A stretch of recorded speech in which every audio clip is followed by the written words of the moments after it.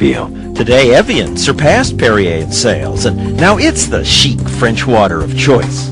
Why? It costs about $5 a gallon. Why do people pay so much for something you can get for free? If they're not buying Evian, they buy Aquafina and Dasani and the dozens of new brands that are jumping into this billion-dollar business, including bizarre ones like Venus, the water for women, and this one with the Donald scowling at us. I'd have to be very thirsty to buy that.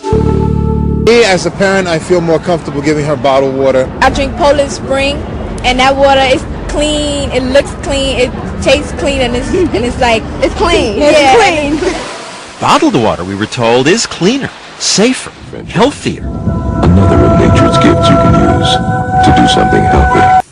We took 5 bottles of national brands of bottled water and a sample of tap water from this drinking fountain in the middle of New York City and sent them to microbiologist Aaron Margolin to test for the bacteria that can make you sick, like E. coli. What did he find? There was actually no difference between the New York City tap water and the bottled waters that we evaluated. The labels on the bottles do suggest they're special.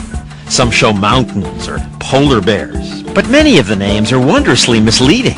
You have to look at the fine print to find out that Everest water is not from Mount Everest, it's from here, Corpus Christi, Texas.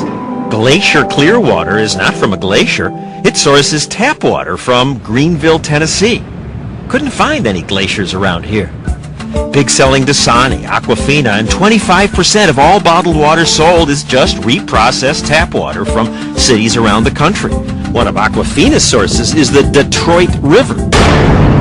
Instead of a wine steward, we created the world's first water steward. But this is how the water steward got the water, which he put in bottles with fancy labels. And sure enough, most of the unsuspecting diners loved their elegant waters. How would you compare it to tap water? Oh yeah, definitely better than tap. But bottom line, if you buy bottled water because you think it's healthier than tap, test after test shows no evidence of that. And if you buy fancy brands because you think they taste better, you're probably just buying the hype.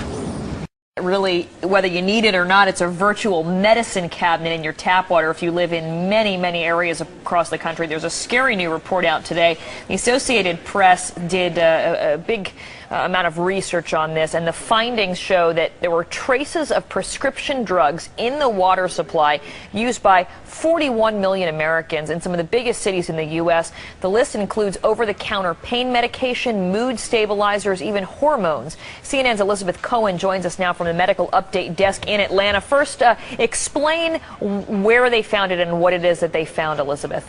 Well, the Associated Press, Karen, they spent 5 months investigating this, and they looked at various municipal water supplies. Not all of them keep track of whether or not there are pharmaceuticals, but the ones that do, they all had traces of various medicines. And I'm going to give you a list. This will give you some idea of the kinds of things that they found. For example, in Atlanta, where I am right now, they found that the water contained traces of antibiotics, blood pressure drugs. In Cincinnati, cholesterol drugs, they found a trace of one of those, and estrogen that women sometimes take for medicinal reasons. And in New York City, they found a trace of a seizure drug and an anti-anxiety drug. Now, to give you sort of the big picture, how many drugs did they find in the drinking water? In Philadelphia, they found trace amounts of 56 different drugs. In New York City, they found traces of 16 drugs, and in northern New Jersey, 13 drugs. Now, the question that right now is on everyone's mind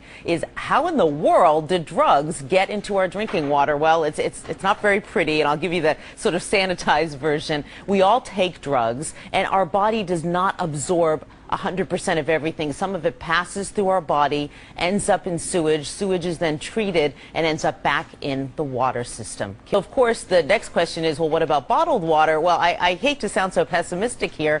Bottled water often just is repackaged tap water. And that doesn't help us much at all either, or even sometimes if it's spring water, it could still possibly contain these trace amounts. Humans basically have an impact everywhere, and those filters at home, they are not sensitive enough to get rid of the pharmaceuticals. Yeah, we actually brought it, our American morning water purification. I guess this does us no good either, Elizabeth. So, you know, we are going to be asking about this.